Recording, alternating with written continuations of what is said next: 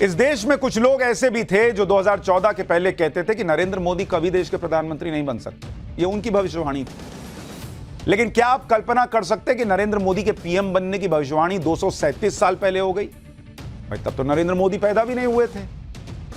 लेकिन यह भविष्यवाणी हुई और आज उसके बारे में आपको बताऊंगा, क्योंकि आपको तो लग रहा होगा ये कोई मजाक है। बॉस, ये मजाक नहीं है।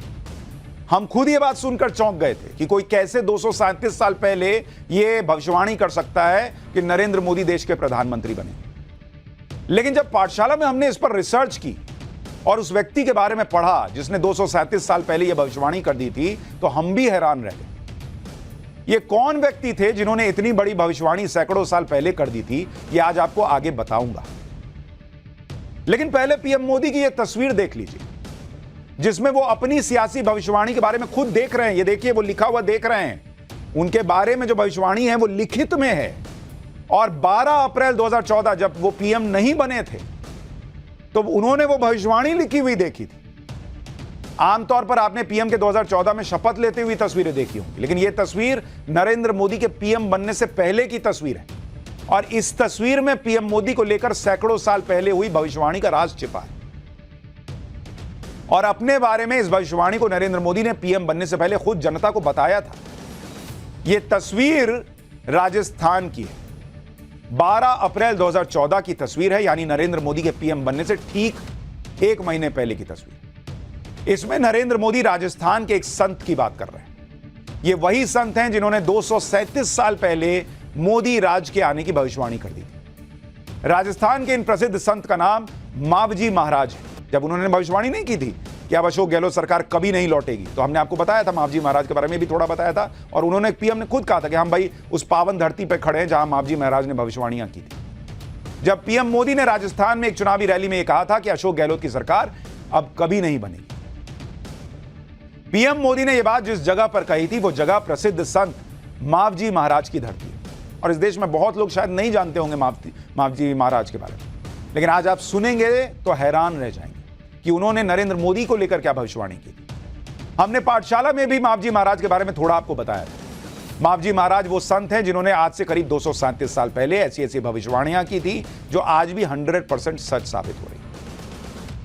नरेंद्र मोदी के पीएम बनने की भविष्यवाणी कैसे मावजी महाराज ने की थी, 237 साल पहले की थी, यह हैरान करने वाली कहानी आपको आगे बताऊंगा। लेकिन पहले आप मावजी महाराज के बारे में विस्तार से सुनिए, क्योंकि भविष्यवाणी की दुनिया में अब तक आपने नास्ट्रेडमस और कीरो के बारे में बहुत सुना या पढ़ा होगा। ऐसा माना जाता है कि नास्ट्रेडमस की भविष्यवाणियां कभी गलत नहीं हुई, लेकिन राजस्थान के संत मावजी महाराज की भविष्यवाणियों के बारे में आप सुनेंगे तो हैरान रह जाएंगे। मावजी महाराज ने करीब 237 साल पहले 1786 में 72,96,000 छंदों से 5 बड़े ग्रंथों की रचना की। इन ग्रंथों को राजस्थानी भाषा में चौपड़ कहते हैं।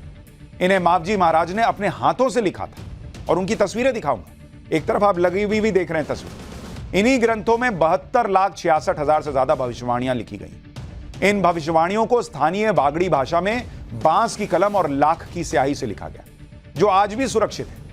उनकी भविष्यवाणियों में 237 साल पहले लिख दिया गया था कि हवा से लोगों की बात होगी। आज मोबाइल के जरिए बातचीत हो रही है। बिजली के तारों से रोशनी के बारे में उन्होंने भविष्यवाणी की थी। ग्लेशियर के पिघलने की भविष्यवाणी की थी। धरती के गर्म होने की भविष्यवाणी कर दी थी। उन्होंने 350 साल पहले ही कपड़े पर उपग्रह और हवाई जहाज के चित्र बनाए थे, जो आज बनाए जा रहे उपग्रह और हवाई जहाज से हूबहू मेल खाते। आगे बढ़ने से पहले आपको मावजी महाराज की कुछ भविष्यवाणियों के बारे में विस्तार से बताता हूं, जो उन्होंने बागड़ी भाषा में लिखा था। जैसे उन्होंने लिखा कि पूरब पश्चिम वायरा बाजसी सर्वे वाणी फरसी। यहां डालिए, यहां दिखाता हूं, इस पर डालिए, आपको यह तस्वीर दिखाता हूं जो उन्होंने भविष्यवाणियां की। ये देखिए, पूरब पश्चिम वायरा बाजसी सर्वे वाणी फारसी रे, जिसका मतलब यह है कि पूर्व पश्चिम की संस्कृति में मेल जोल होगा। यह उन्होंने कहा था। आज भारत और पश्चिम के देश यूरोप और अमेरिका के बीच बहुत राजनीतिक, व्यापारिक और सांस्कृतिक संबंध है। आप उसको उस जमाने से कंपेयर कीजिए। उस जमाने इस तरह के संबंध नहीं थे, और उन्होंने ये भविष्यवाणी की थी कि भविष्य में ऐसा होगा कि पश्चिम और पूरब के बीच मेल होगा। फिर एक भविष्यवाणी की कि बधनी सिर थकी भार उतरयसी, यानी कि बैलों के सिर से बोझ हल्का होगा। आज के दौर में खेतों की जुताई हलों के बजाय ट्रैक्टर से होती है और लोग कहते हैं कि यही वो भविष्यवाणी थी कि बैलों के सिर से बोझ कम होगा, यानी ऐसा कोई यंत्र आएगा जो बैलों का बोझ कम करेगा। तीसरी भविष्यवाणी जो उन्होंने लिखी थी कि बहू बेटी काम भारे सासू पिसड़ा पिसेगा। इसके बारे में लोग कहते हैं कि इसका मतलब है कि बहू बेटियां पढ़ लिख कर नौकरी करेंगी, सास घर का काम करेंगी। आजकल बहू बेटियां पढ़ रही हैं और बाहर निकलकर काम कर रही हैं। 4 जुगना बंधन तोड़ी जुगना भगत तारिया। ये देखिए, 4 जुगना बंधन तोड़ी जुगना भगत तारिया, यानी 4 युगों से चले आ रहे जाति धर्म के बंधन टूटेंगे। उस जमाने में इन्होंने कह दिया कि जाति के और धर्म के बंधन टूटेंगे और भक्ति के माध्यम से हल निकलेगा। और आज शहरों में लोग धर्म और जाति से ऊपर उठकर मिलकर काम भी कर रहे हैं, इंटरकास्ट मैरिजेस भी हो रही हैं, जबकि उस दौर में तो ऐसा सोचा नहीं जा सकता था। इसलिए ये भविष्यवाणियां सुनकर आज लोग हैरान रह जाते हैं कि तब उन्होंने न जाने क्या देखा और ऐसा लिखा। धरती तो तांबा वर्णी होसी, यानी धरती तपकर तांबे की रंग की हो जाएगी, यानी धरती का तापमान लगातार बढ़ता जा रहा है। और उन्होंने ग्लोबल वार्मिंग, एक तरह से एक्सपर्ट्स कहते हैं कि ये ग्लोबल वार्मिंग के संकेत थे। भाई उस जमाने में तो इतना तापमान नहीं बढ़ रहा था, तो धरती तपकर तांबे के रंग की हो जाएगी, ये कैसे उनको पता था। इन्हीं भविष्यवाणियों को लेकर लोग हैरान रह जाते हैं। और ये तो कुछ उदाहरण दिया आपको मैंने, लेकिन उसमें भी एक बड़ी कमाल की बात, मावजी महाराज ने देश और दुनिया को लेकर जो भविष्यवाणियां की थी वो आज तो बिल्कुल सही साबित हो ही रही है। इसके अलावा मावजी महाराज ने भारत की राजनीति को लेकर भी भविष्यवाणी की जो नरेंद्र मोदी पर बिल्कुल फिट बैठती है। पीएम मोदी की मावजी महाराज पर बहुत आस्था है। वो पिछले कई वर्षों से मावजी महाराज के बेणेश्वर धाम जा रहे हैं। ये नरेंद्र मोदी की अप्रैल 2014 की तस्वीरें हैं, वीडियो है, जब वो गुजरात के मुख्यमंत्री थे और 2014 के चुनाव प्रचार के दौरान बेणेश्वर धाम गए थे। यहां नरेंद्र मोदी ने मावजी महाराज की 237 साल पुराने इस ग्रंथ को देखा था और बहुत ध्यान से देखा था।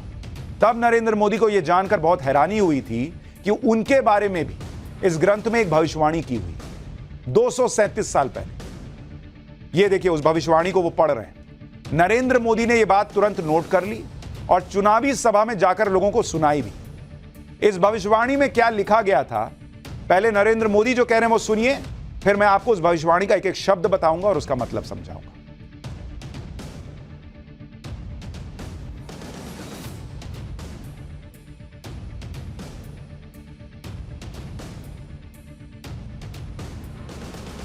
भाइयों बहनों, आज मेरा सौभाग्य रहा कि मुझे मावजी महाराज की तपोभूमि के दर्शन करने का सौभाग्य मिला।